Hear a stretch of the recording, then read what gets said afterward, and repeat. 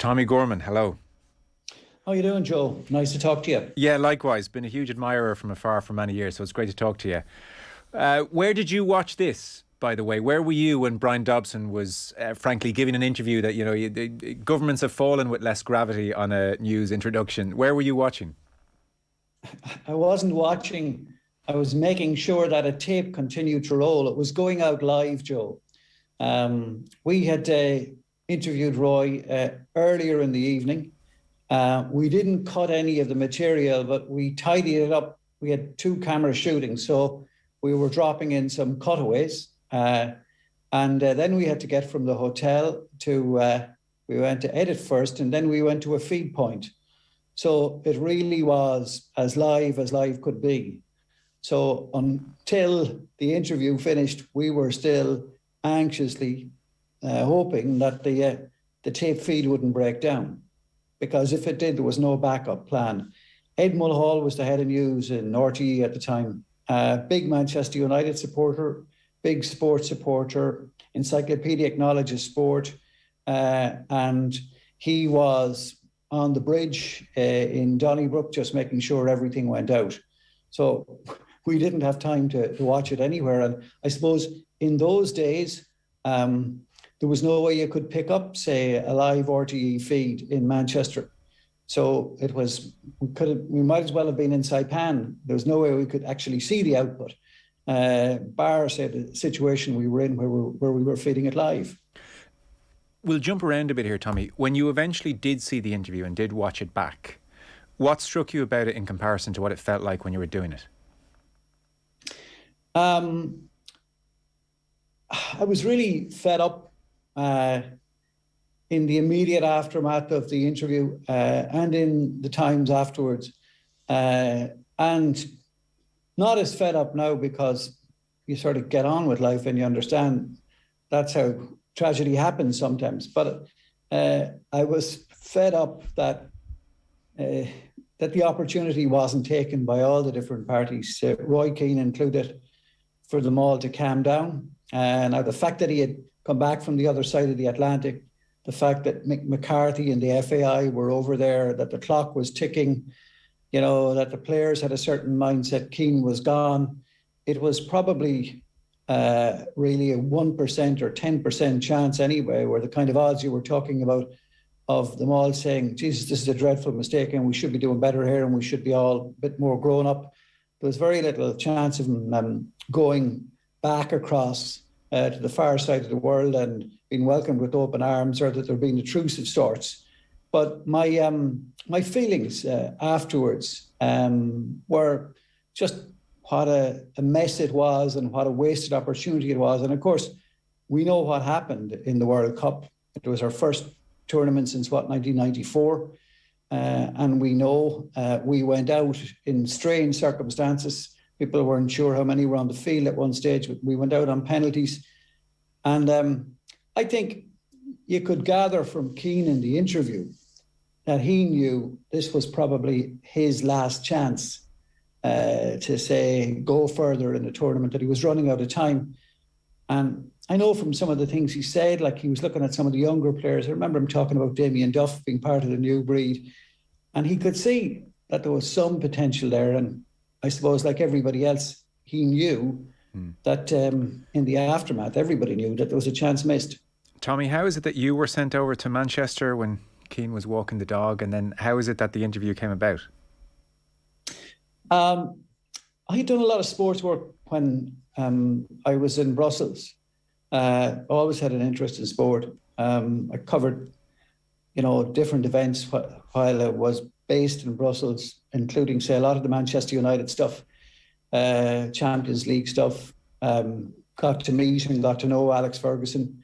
One of the big reasons that there was an Irish interest in Manchester United at the time was we had the 2 Irish players. We had Dennis Irwin and Roy Keane, and United were flying at the time.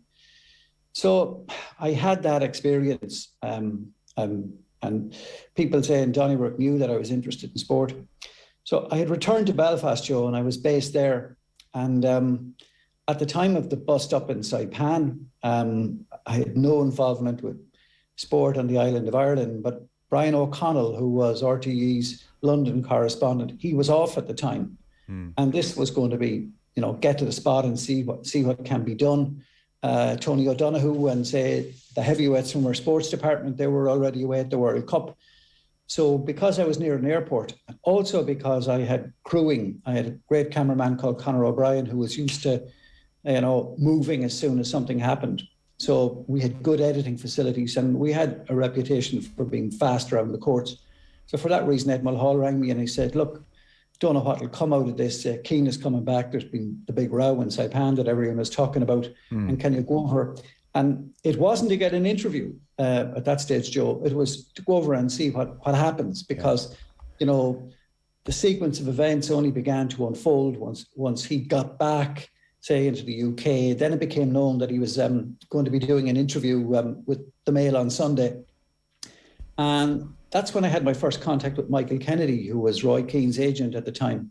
He had Irish roots and I got on well with him. And he was a pragmatic kind of a person. And it was a pretty simple argument to make, or an obvious one to make, that look, if the captain of Ireland is, falling out with the team, and if he's giving an interview to an English Sunday newspaper, it's not going to look the best. And surely he'd like to put his views and his case to the Irish public because Keane is quite patriotic. He's quite attached to his country, always has been. Yeah. So the great thing I had going for me, it wasn't that I was a genius or that I had a great reputation. What I had going for me, Joe, was I had the brand, I had the access to the airwaves, and I had the logic of the argument. Eamon Dunphy says, and I'd say it's true, that he was friendly with Roy Keane in those days. I think he was working on his biography with him, and he says that Roy Keane asked him, "What about this fella Gorman?" And he said, "You'll get a fair shake there. He'll be okay." And that's how it came about. How much notice did you have? And was it at a hotel? Well, what happened was, you know yourself in journalism, the first thing you got to do is you got to get to the place where the story is breaking. So we just took a flight from Belfast to Manchester, hired a car. And then, you have to mark the turf, or there's another phrase you could use, but let's just say mark the turf just to show that we were there, fly the flag. Yeah. So we did a quick story when we went on the Friday because we weren't sure when was Keane returning. Then the word came through he was coming in. I think he came into London. And then, of course, we had found out where his house was. He had that walled house out in Hale, pretty posh district. Heard Michael Richards talking about going for an Italian meal in Hale after the Etihad celebrations the other day. Well, we were outside the house in Hale. That was on the Saturday. Then Keane came back. And interestingly, there were a lot of crews there. Remember this girl, I think the girl was from Sky who was asking him about, what's the dog's name, Roy? And when he came, he arrived in this vehicle. I think he was in the back. Then it was explosive, just visually so strong when he came out in that defiant stance with Triggs, and he went off, walked down the road, and he went into Woodlands. And of course, we followed after that, and then he came back. Then the word got out among most of the people there that, look, there's some deal done with the Mail on Sunday. He's not going to be saying anything. And they all disappeared. So we had the place pretty much to ourselves from then on. Then it was a case of working the phones with Michael Kennedy. And one of the amazing things about him, I didn't have a mobile for him. And I rang the office number on the Saturday, and he was in the office. That's the kind of person he was. Like, I'd say he probably had the phone switched through to the house at night. He was that kind of man. He was very, very dedicated. Really got to like him in the following years. And then the conversation with him started. And then there was a chance, and then we were pushing and pushing. And I think it was probably on the Monday morning that it was confirmed. And the only sort of guarantee we gave was that it wouldn't be edited, that there was no sort of agreement about what kind of questions, no deals on no-go areas. Like, it was an open book in that regard. And then it was a question of getting the logistics together. I had Conor O'Brien, the cameraman, with me, and we went and we hired a a second freelance guy just to dress up the shot a bit so he could have 2-camera shoot. And then it was a question of the venue. We hired a room in a local hotel, and then it was game on. We didn't really have an awful lot of time to think about it. Did a few colour packages, I think, on the Sunday for the Sunday Bulletin. We had Keane at a big roadshow a couple of years ago at the Bord Gáis Energy Theatre, and it's probably remembered because he was quite explosive on stage. But I have to say, pre-show and then even briefly as he was heading off post-show, he was incredibly personable. He really was, charming to all around him. Did you talk to him much in advance, or was it pretty quickly down to business? I was so relieved to see him arrive at the hotel, because you can imagine you were expecting him to come, but there was no guarantee that he'd show up. So when he arrived, I was, delighted. So I noticed when he came into the hotel, he was very respectful to the staff who were there. And we had hired a room. We asked for a room. So we got, I think it was a ballroom or a function room where maybe you'd have weddings and conferences and whatever. So we had a section of that. And Connor's a wonderful cameraman. Like, he dressed the shot beautifully. The lighting in it was gorgeous. And like, Keane was coming through the screen. He's very, very visual, very, very handsome. He has great presence. The chit chat I had with him beforehand was, I was telling him how when we were waiting for him to come on the Saturday, we were noticing that you couldn't see that much of the house because there were gates, but we could see the top windows, and some of his kids were at the top windows, with the curtains, sort of opening the curtains. So I said the kids were obviously looking forward to you coming home. And I found it a really disarmingly nice side of Keane, where, he wouldn't say, oh, of course they would be looking forward to their father coming home. He said, sort of kind of dismissive of himself and the love they'd have for him. He said, oh yeah, expecting the presents. That was one of the reasons why when I was working through the interview, that was one of the reasons why I mentioned kids and children, because you could see the obvious love that he had for his kids. Another thing we picked up when we were hanging around Hale over that weekend, we went into a few shops and, went into the newsagent shop, and it was one of these shops that probably is open 16, 18 hours a day, a man working really hard there. And he said to him that Roy Keane was always respectful to him when he came in for his papers. And we were in this fancy sort of, I think it was an antique shop as well as a coffee shop. And the woman there said, oh, he comes in with his father sometimes when his father is over from Ireland. He's always very respectful towards his father as well. So, you got at ground level, you got, say, those little anecdotes that painted the other side of Keane. Like, I had seen him in some of the big football matches. I was in the Stadio dell'Alpi the night that he tore Turin apart, pulled United up by the bootstraps, scored one of the goals, picked up the yellow card, and as a result knew that he was out of the Champions League final, but put his team there because through his performance. I was also, quite tellingly, I covered the first Irish Ireland versus the Netherlands game. That was in, I think, maybe October or November of the year. And it was the match where they went 2-up. Unbelievable start. And then the Dutch pulled them back to 2-all. And I remember Keane coming off after that match, and you could see he was fuming. And that was the Ferguson influence on him. Like, I saw a close-up at, said, those United campaigns where they almost made Champions League finals and they were progressing and progressing. I saw them in places. I was down in Dortmund when they played. I saw them in Porto. And like the insistence on excellence that they had. And you could even see, we'd go to the training sessions. And I remember when Steve McLaren was brought into United, and the way they changed some of the approaches to, say, the sessions they were doing, and how more detailed it was getting. And you could see they were building and building and building. And Keane was very, very obviously in that setting. He was the fighting dog. He was the gladiator that Ferguson knew. In the heat of battle, this guy will flay around him and he'll kill all around him and he'll get you the result. So I knew that he had that very, very decisive side to him. And I saw with my own eyes in Amsterdam that time that Keane was rightly pissed off that they hadn't, when they had the Dutch by the throat that night, that they hadn't stuck the knife into them and killed them off, and that they hadn't taken the 3 points rather than a draw. You've interviewed some heavy hitters.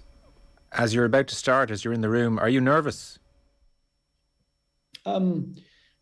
Well, you're very, very conscious that you're about to do something significant, and you don't want to screw up. You don't want to come across like an idiot, and you don't want to not ask the obvious. And you're keen. You're wanting to try and do something productive, like when somebody is having the trust with you, or circumstances have them in the situation where they're sitting opposite you. Like it's a great honor and it's a great responsibility, and it's also it's a great challenge. But with him, I really wanted to talk to him, and for lots of reasons. I was at the stage of my life where I wanted to see the issue that an awful lot of people in Ireland were interested in, was whether there was any chance of this fellow going back. I didn't see any point in interviewing him just to see how angry he was, or to get him to say stuff, that would be incendiary and, that would wind things up even further or keep the door completely shut. Like, well, do you know, Tommie, because I've a bunch of clips here and people are texting in as well, and they have a few questions as well. So, for instance, here's one clip where your approach in that respect is very obvious, and you're talking in this clip. Mick, it's the third one we picked out about, or actually we'll go with language first of all. So so this is initially the first chunk of the interview, to briefly remind people, is Keane talking about his various grievances. And I have to say, on watching them again, his grievances are absolutely valid. When he lays them all out, it was such a farce. That goes without saying. And then you move into the meeting after the Irish Times interview. And so this is where you pick him up, I suppose, on his language. Just have a listen. Roy, do you accept that the language used wasn't very nice? I know Alex Ferguson has used expletives in his time. I know Mick McCarthy has done it as well. But do you accept that it's not the kind of language one expects from a leader of men? Leader of Especially men. when it gets out. Well, this was a private meeting. This was a private team meeting. But even if it I didn't call a press conference 15 minutes after the meeting. I didn't go and say what apparently people were saying.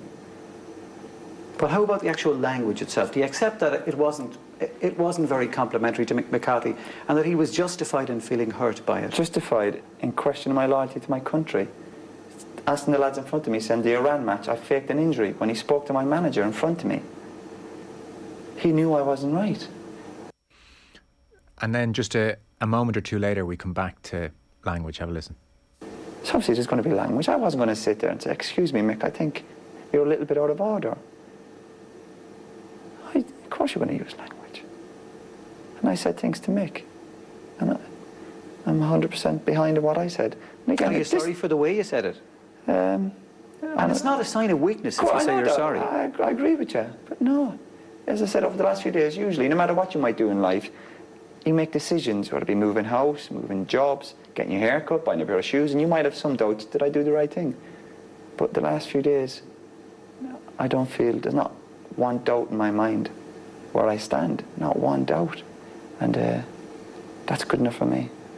So you can hear you like doing everything in your power to suggest it's not a sign of weakness. Is there anything that you'll concede here? And he's like, I agree with you, but no.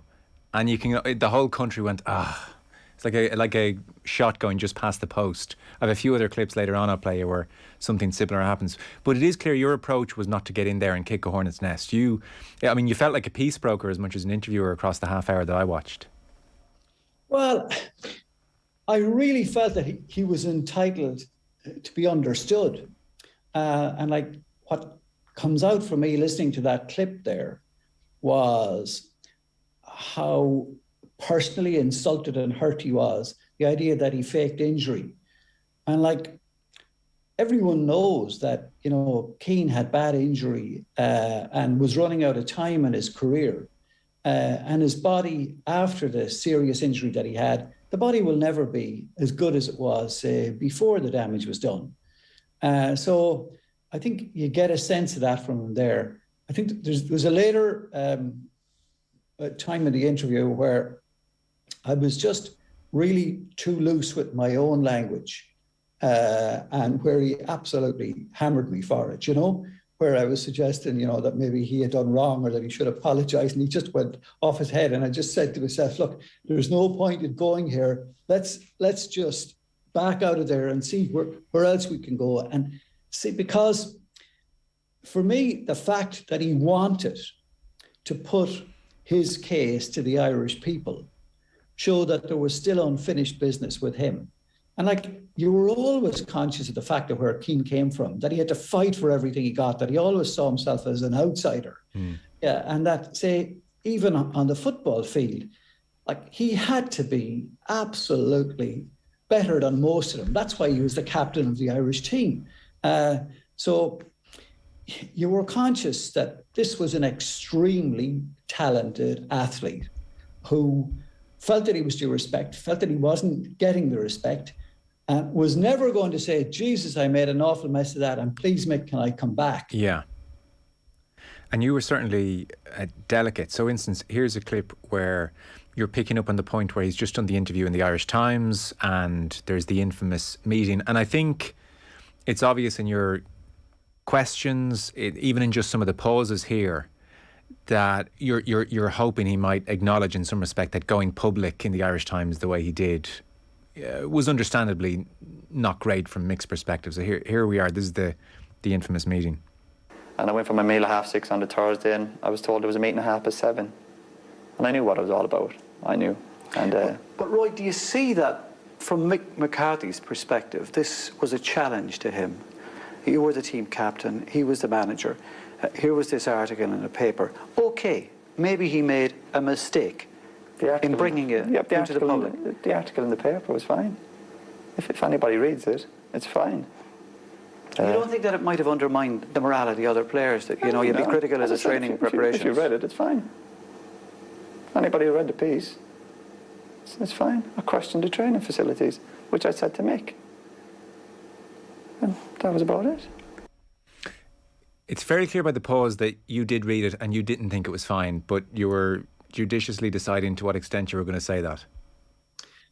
Yeah, like there was no point in going there because I think he needed to say that himself. Like the more interesting thing to see was there any soft side to him that, like, sometimes if you just, I felt that, look, let him off there. If that's the way he wants to say it, even if he doesn't believe that 100%, well, let him off there and move on to another subject.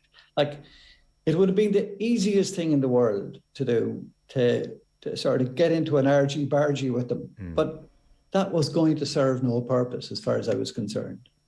Well, you get close enough in the closing exchanges, I think. Can you hang on 2 seconds, Tommie, and we'll take a very quick ad break? Okay, Tommie Gorman's going to stay with us. Back in 1 second with Tommie Gorman. Football on Off the Ball. With Sky. All the football you love in one place. Across Sky Sports, BT Sport and Premier Sports. Here's Sports. You're very welcome back. Joe Molloy here in studio. Our football show coverage brought to you by Sky. You can watch every UEFA Champions League and Europa League match live on BT Sport this season. We are 20 years on from, well, Saipan, and in particular Tommie Gorman chatting to Roy Keane. Some text messages in. Great to hear Tommie on the radio. Fantastic, trusted journalist down the years, says Emer. Phil says, Tommie, a great storyteller. Vividly remember watching the interview with my dad. Not quite great times, but memorable. We spent the night waiting to see if Roy had given enough of an olive branch. We figured he hadn't at the time. And Graham says, if it came down to it, was Tommie Team Roy or Team Mick? Do I answer that last one? Absolutely. If you have a strong answer, absolutely. I was Team Ireland, Team Sensible. I think we all lost when Keane didn't go back. I think we would have been a much better team with them. I was struck by the second text you read out there about wondering about the olive branch and had enough being done. Personally, I think that Keane there was a side of Keane that wanted to go back, and I know that he spent a fair bit of the night watching, say, what was coming. I think Sky had the usual 24-hour news service, so he was monitoring that. It was a different era in terms of communications. You didn't have Twitters and Instagram, and you didn't have that kind of massive social media industry in those times. But for me, when I heard that John Delaney had actually been on our 6-1 news. Now, remember, this piece went out at 8 o'clock, and a young John Delaney was left to man the fort, a young, inexperienced John Delaney, because all his colleagues were on the far side of the world. And I think he gave an interview into the 6-1. We had a clip of the stuff on the 6-1, but he gave an interview that, from what he heard, Roy hadn't said enough. And there's one thing I'm sure of, is that John Delaney hadn't heard the whole interview because we were still working on it. And as I told you at the top of the programme, we were feeding it live. So he sort of made I don't know whether he was the executioner, but I think he made a bit of a judge and jury decision about it. Don't think it was deliberate, trying to shut the door, but I think that's the impact it had. Also think that because of, say, the circumstances in which King left, the guys being in boot camp, or not anything but boot camp, but being in camp in Saipan on the other side of the world, I think the die might have been cast there as well, and that it would have taken an abject apology from Keane to turn things around. Well, I remember... I was struck, if I can make this point, yes. I watched him on Monday night on the pitch after City won the Premiership.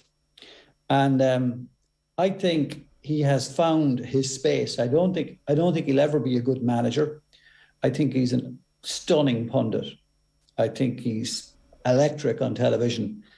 And I noticed how when Guardiola came over after this really big day in his life, when all seemed lost, and then he got it back again, and unusually he cried, and Guardiola came in and, gave some comments to the guys who were there, probably part of the contract.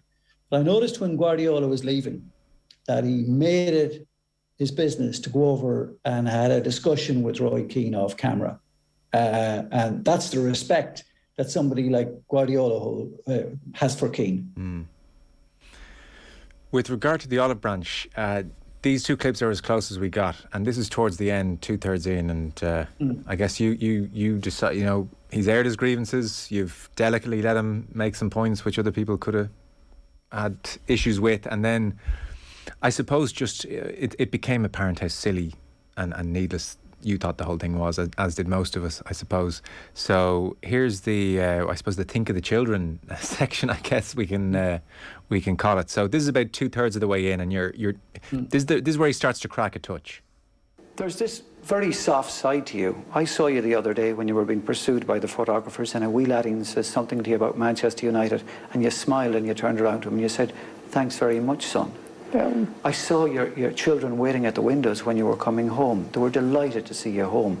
Well, what about all the little kids in Ireland who have you as a role model, who love you, who would love to see you back in the World Cup, and who are absolutely appalled that this row has taken place and don't know what to say? Exactly. Well, do you think I've enjoyed the last few days? It's been hard. Of course it has.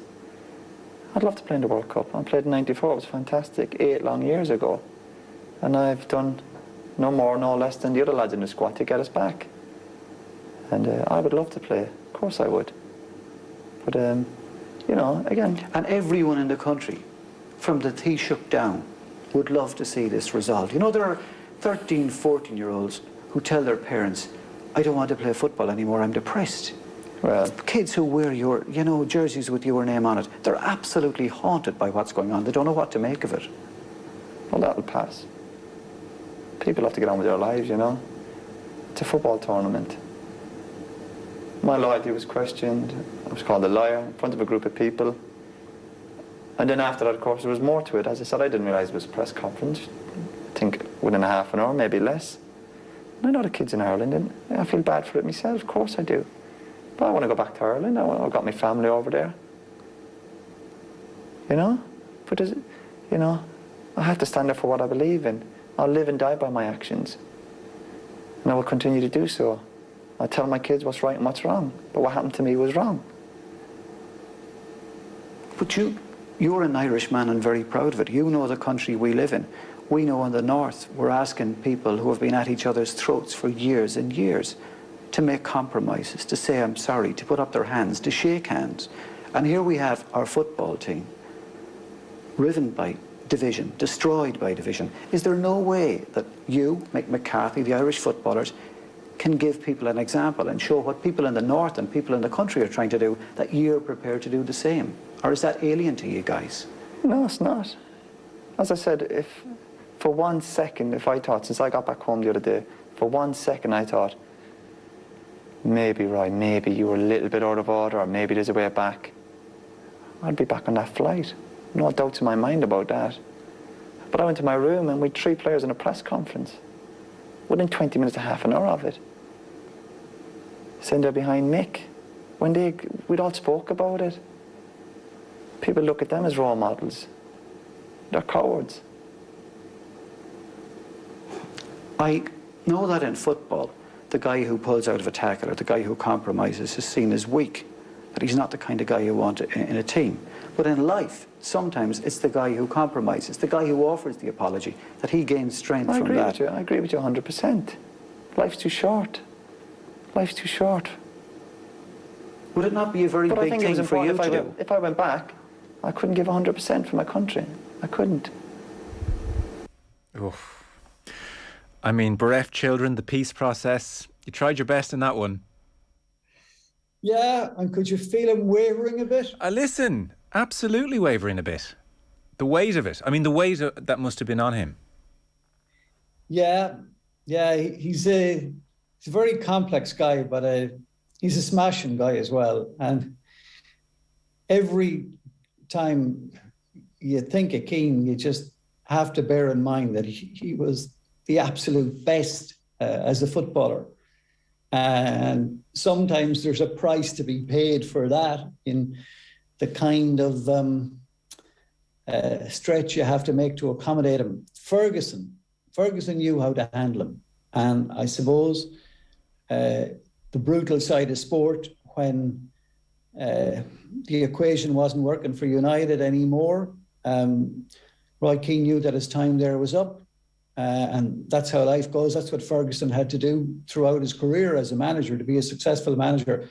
But Ferguson wanted him to go back, and Ferguson thought it was a load of nonsense, the whole row that was going on in the Irish camp.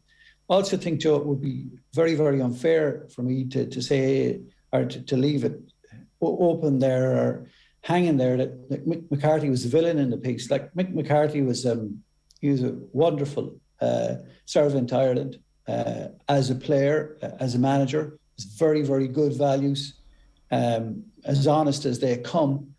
And Keane, I just think, was a different class of a footballer, and he was probably too hot to handle for making the circumstances. But the biggest weakness in the whole goddamn thing, and it was borne out by subsequent events, the biggest weakness was that the FAI did not have the resources, the personnel, the structures, the ideas, the philosophy to handle, talents like Keane, and to be able to accommodate the Keanes as well as the Damien Duffs and the Jason McAteers and the Robbie Keanes and the Packy Bonners and the Shay Givens.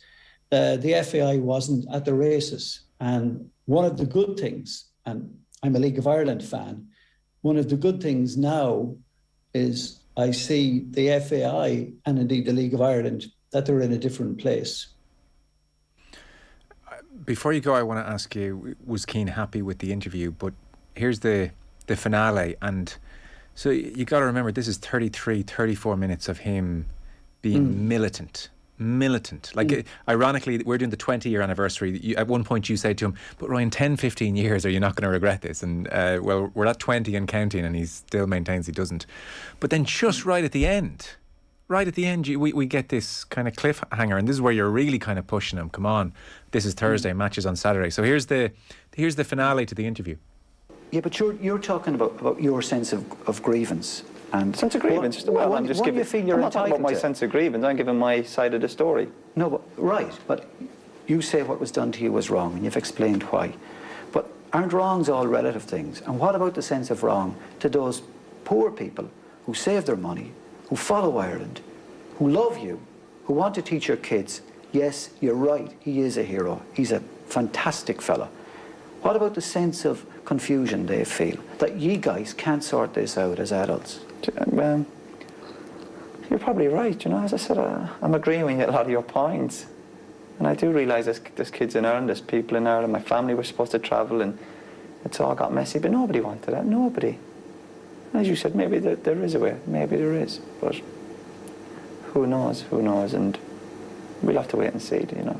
The match is Saturday, we're running out of time. But as I said, my conscience is clear, and that is the most important thing in my life, it really is. But if the other parties in this come to you, the FAI, Mick McCarthy, a proud man, the players, if they come to you and say, for the good of the country, we want to find a solution to this, we'd like it to be playing for Ireland, are you willing to meet them halfway? I want to play for Ireland. We'll have to see. Possibly, yes. But there's nobody who wants to play for much as Ireland as me.